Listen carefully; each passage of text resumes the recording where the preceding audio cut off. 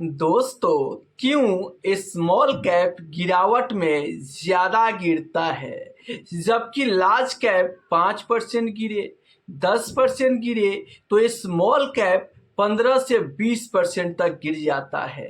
तो आखिर क्यों गिरावट में स्मॉल कैप ज़्यादा गिरता है? चलिए मैं एक नहीं, दो नहीं, पूरे 5 रीजन आपको बताऊंगा, जिसे जानकर आप ये पता लगा पाओगे कि आखिर क्यों स्मॉल कैप गिरावट में ज़्यादा गिरता है। तो चलिए हम वीडियो को शुरुआत करते हैं। उससे पहले कि आपके मन में म्यूचुअल फंड से जुड़ी, इन्वेस्टमेंट से जुड़ी कोई भी सवाल चल रहा हो तो आपको बिल्कुल भी शर्माने की ज़रूरत नहीं है। आप कमेंट करके पूछ सकते हैं, मैं पूरा कोशिश करूंगा उसे वीडियो के माध्यम से आपको सही रिप्लाई देने के लिए। तो फिर देर किस बात की, फटाफट चैनल को सब्सक्राइब कीजिए और अपना सवाल कमेंट बॉक्स में लिखकर भेज दीजिए। चलिए हम वीडियो को शुरुआत करते हैं। सबसे पहला रीजन की बात करूं तो आप देख सकते हैं स्क्रीन पर, स्मॉल कैप यानी छोटी नाव बड़ा तूफान। स्मॉल कैप बराबर छोटी कंपनी।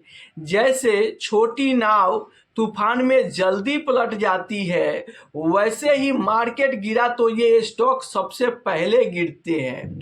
एक एग्जाम्पल, 100 का स्टॉक सीधे 70 पर आ जाता है। जी हाँ, जैसे ही बाजार गिरता है तो स्मॉल कैप में तेज गिरावट होता है और 100 से स्टॉक गिरकर 70 तक भी आ जाता है। इसका कारण क्या है कि छोटी कंपनी होने के चलते इन स्टॉक में तेज गिरावट होता है। चलिए अगर मैं दूसरे रीजन की बात करूं तो आप स्क्रीन पर देख सकते हैं, यहाँ पर देखिए स्मॉल कैप में बायर कम होते हैं। अगर 10 लोग बेचने लगे और खरीदने वाला कोई नहीं तो प्राइस सीधे नीचे। एग्जाम्पल दे, अगर मान लीजिए कि 200 का प्राइस है तो 150 सिर्फ सेलिंग प्रेशर से ही आ जाएगा। तो स्मॉल कैप में बायर कम होने के चलते यहाँ पर गिरावट तेज देखने को मिलता है। चलिए अगर मैं तीसरे रीजन की बात करूँ तो आप स्क्रीन पर देख सकते हैं, बड़े खिलाड़ी पहले भागते हैं।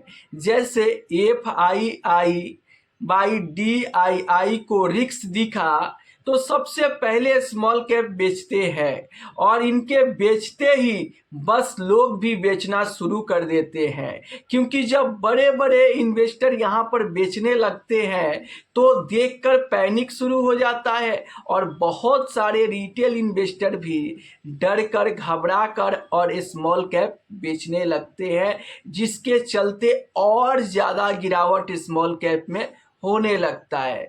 चलिए अगर मैं यहाँ पर अगले रीजन की बात करूँ तो आप देख सकते हैं स्क्रीन पर, पैनिक सेलिंग का खेल।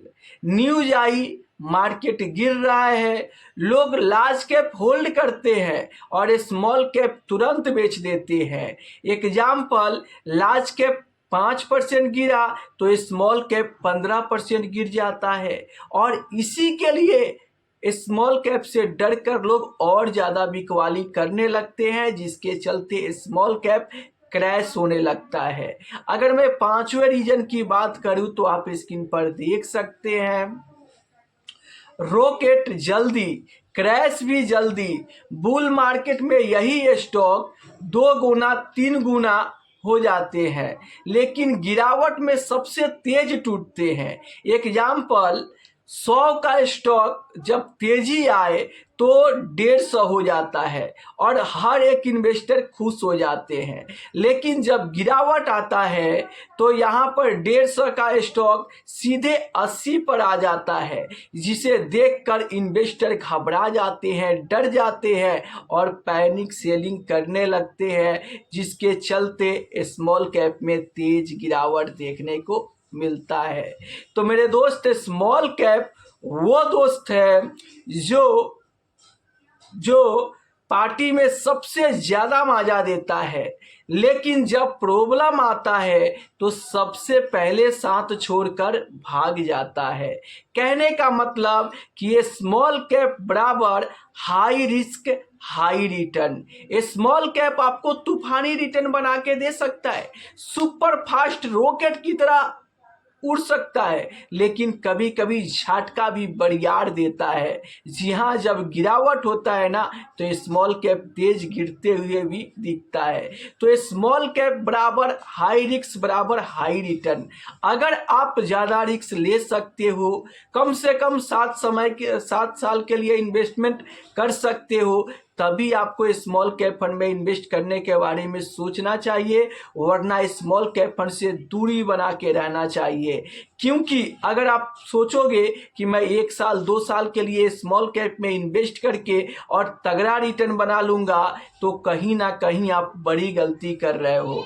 और अगर ऐसे गलती करोगे तो आप यहाँ पर आपको भारी लॉस हो सकता है। इसीलिए जब भी आप स्मॉल कैप में इन्वेस्टमेंट करने जाए, कम से कम 7 साल के लिए इन्वेस्टमेंट करें और हमेशा 10 से 15% की गिरावट के लिए आपको तैयार रहना चाहिए।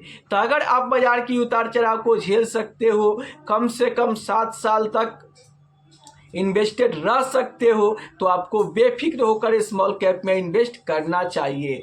लेकिन अगर आप अपने पोर्टफोलियो को गिरते हुए नहीं देख सकते हो, अगर आप बाजार की उतार चढ़ाव को नहीं झेल सकते हो, अगर आप कम से कम 7 साल तक भी इन्वेस्टेड नहीं रह सकते हो, तो आपको स्मॉल कैप में इन्वेस्ट करने से बचना चाहिए। तो आशा करता हूं कि क्लियर हो गया होगा कि आखिर क्यों स्मॉल कैप गिरावट पे सबसे ज़्यादा गिरता है। अगर फिर भी कोई सवाल है तो आप नीचे कमेंट करके पूछ सकते हैं।